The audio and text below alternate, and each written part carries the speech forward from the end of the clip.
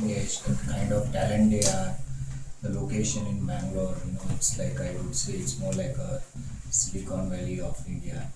So I think the talent pipeline that Strand has and the deep tech and the research work that Strand is doing, we believe that Strand will do a far-reaching impact in the times to come. So our chairman has always been talking that we are at the intersection of an era where we are at the intersection of technology as well as biology, and Strand is trying to embody that vision and work on that front and try to deliver various products and services in the market. Then how precise is that AI test you rely on? Which AI? Yeah. The various AI tests? No, so I think AI is definitely used in various processes that Strand use, but there is always a QC and there are always checks at different levels. So the AI model will always get perfected over a period of time. So when he is talking about AI in various processes, they do AI, but that reduces and in fact that becomes more better, rather than just an human intervention where you are looking at every publication, we are looking at every single piece of detail. In fact, AI will be better, faster, and it will improve the accuracy of the interpretation. This only. Also, you can detect, but those will all come up in the future. Today, our focus is cancer and on fetal reproductive. How the symptoms find out from your software? Symptoms of cancers like that detected. You can ask me that also. Symptoms na ಹೆಂಗೆ detect ಮಾಡ್ತಾ ಇದ್ದೀರಾ? Symptoms ಅಂದ್ರೆ if you have cancers, you receive blood samples from the hospital. correct.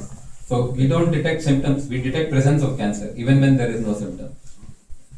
Symptom is not necessary because inside cancer it will lead some small DNA fragments.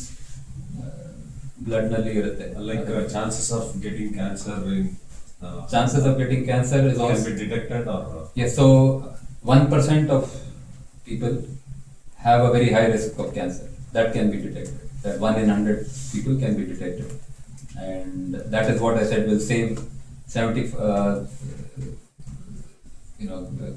All know more predominantly COVID.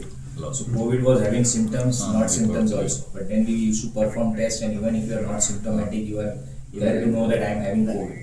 In the same manner, when they are doing any test or detection test, even before any symptoms are kicking in, even if the disease is getting aggravated to a particular level, they are able to detect that okay, there is a risk of cancer or there is a cancer.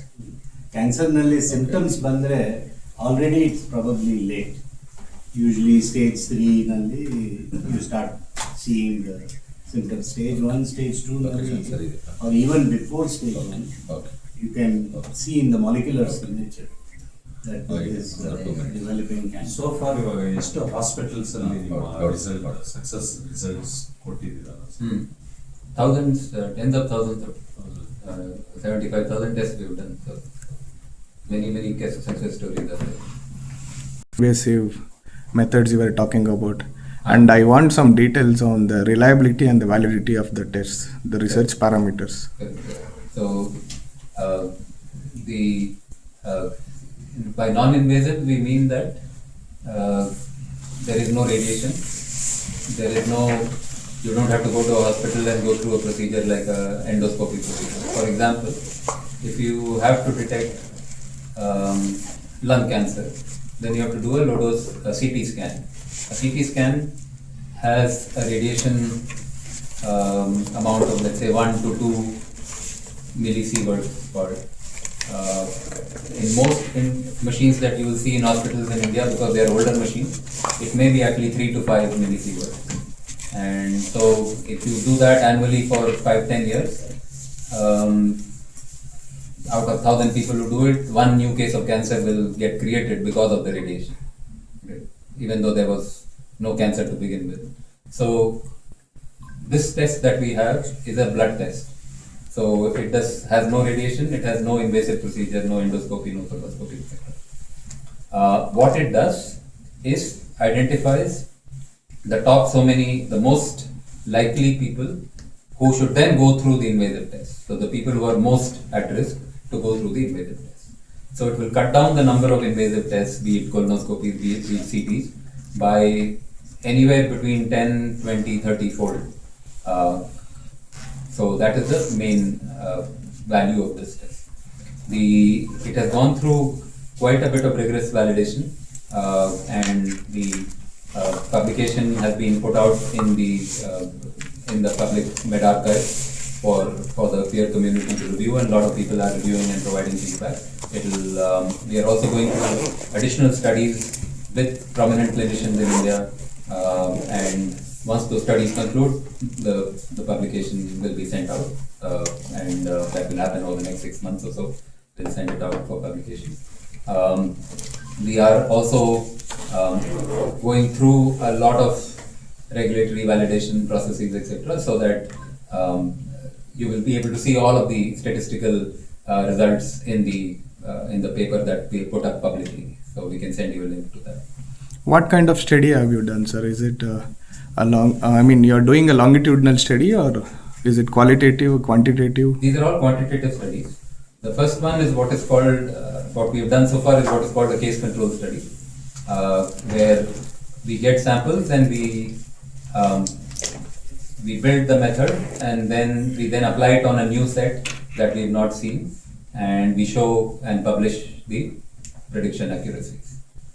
And the prediction accuracies have been tuned so that it is very high, what is called specificity, meaning that it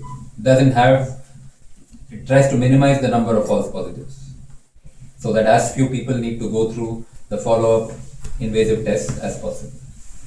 The next study that we're going through is what is called a blinded study that processes on at about 6 to 8 centers across the country, where we don't know who has cancer, who is not. The samples are sent in a blinded way to us, and then we have to predict, and then when the blinding will be removed at the end of the study, we will see whether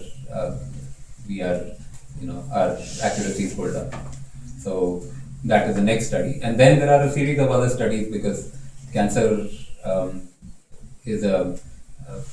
there are many different, do you apply this to people with some symptoms who you're not sure have cancer? Do you apply this to people who are heavy smokers? Do you apply this to various different risk groups? So many different studies can be done to prove utility in different contexts, and those all we will be doing subsequently. So I think this is mainly about early detection of cancer, but when you go to the prenatal testing, there also you have non-invasive tests. And those are very well established. Those are very mature, very well established. Those are standard of care. Yeah, standard of care. They are in the medical guidelines. So process of time, how much time it takes? To do the test itself. Yes. The test itself, the sample gets picked up from home or from your hospital. It comes in here in a couple of days. We can technically finish the test in 5 or 6 days, but for various technical reasons, we aggregate samples. So about 2 to 3 weeks it takes to do the test.